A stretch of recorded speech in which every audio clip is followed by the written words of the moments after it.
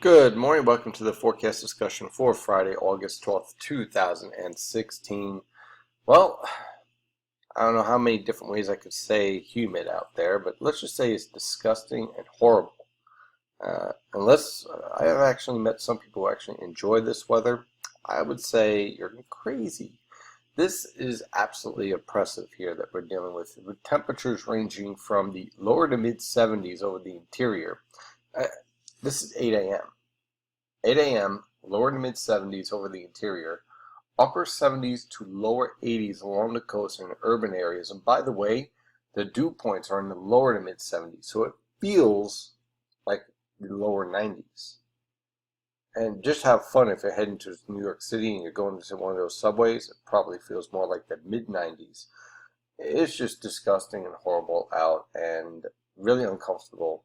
And unfortunately, it's not going away anytime soon.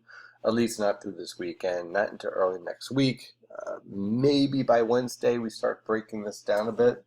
But in the meantime, this tropical air mass is going to remain in place, and with it, the potential for showers and thunderstorms, flash flooding, locally dense fog, and of course, the heat index ranging anywhere from 95 to 105 degrees, making for a rather dangerous weather conditions this afternoon.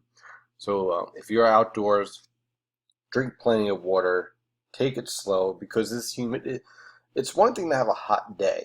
Like let's say it gets up to 95, but the humidity isn't that bad. You still have a heat index or a heat advisory, but you can manage. This is different. This is continuous oppressive weather, because with this high humidity, it's like a weight all over you, because the atmosphere feels heavier because it is, and it just wears you down throughout the day. There is no relief. There is no cool period in the evening when you have temperatures starting off in the upper 70s to lower 80s.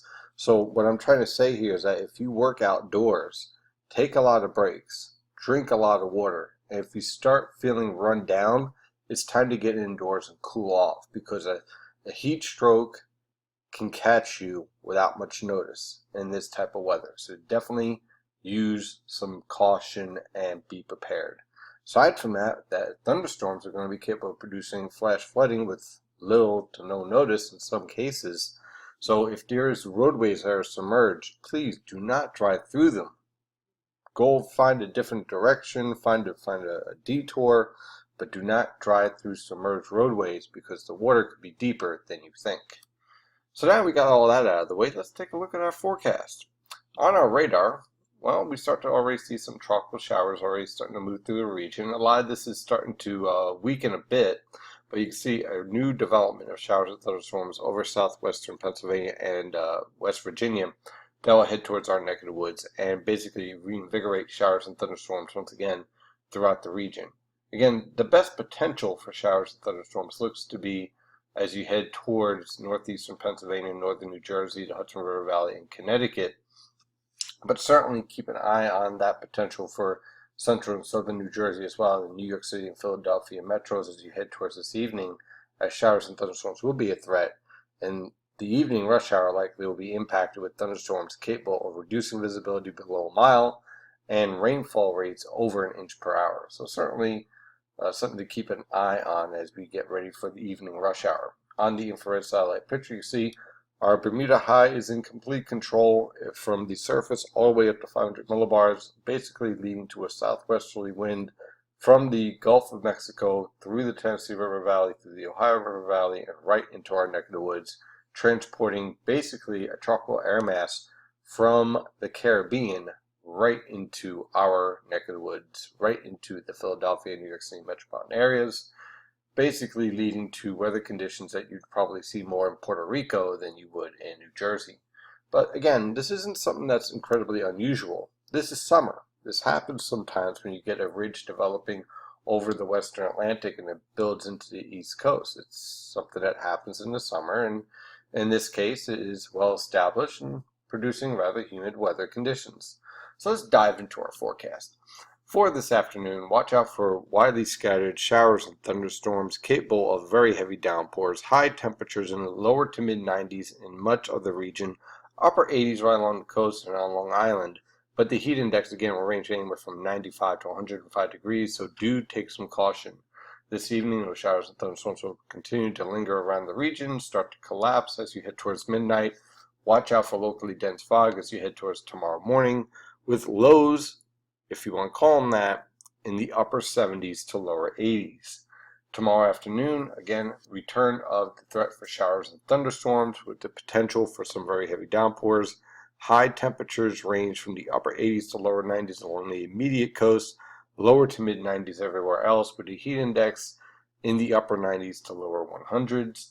And then on Sunday, again, a continued threat for showers and thunderstorms, capable of some very heavy downpours, locally dense fog in the morning, temperatures ranging from the upper 70s to lower 80s for lows, upper 80s to mid 90s for highs. Now, the upper 80s portion, I think I should explain not only for the weekend, but also for today. Not only is just regulated to the coast, but in the case where you get some of these showers and thunderstorms lingering over your location in the afternoon, you won't be able to reach those mid 90s. That's being forecasted. Let's say if a thunderstorm kind of lingers over Newark or Trenton, you're more likely to stay in the upper 80s. Still feel like a steam bath out there, especially after the thunderstorm leaves, but it's going to blunt your high temperatures but increase your humidity, which in some cases is even worse. So there is no real winning potential here as far as the weekend's concerned. Even if you get hit with showers and thunderstorms, it just increases your humidity, making it feel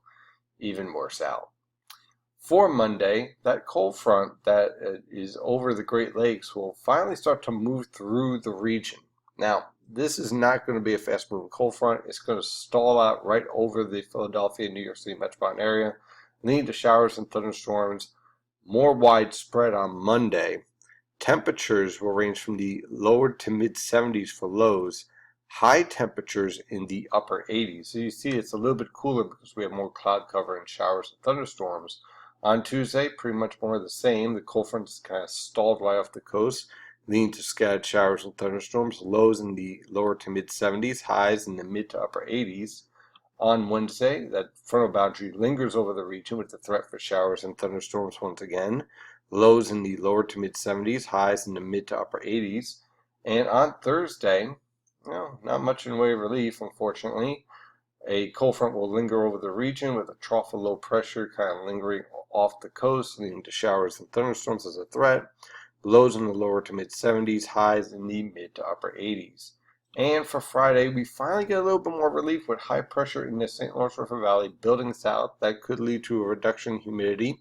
Lows in the upper 60s to lower 70s. I say could because depending on the location of this high pressure system, we could get more of an easterly wind than a northerly wind, so we have to watch that very carefully. High temperatures will range in the mid to upper 80s. That is your forecast discussion for today. Thank you for following NY and JPA weather, and as always, stay safe out there.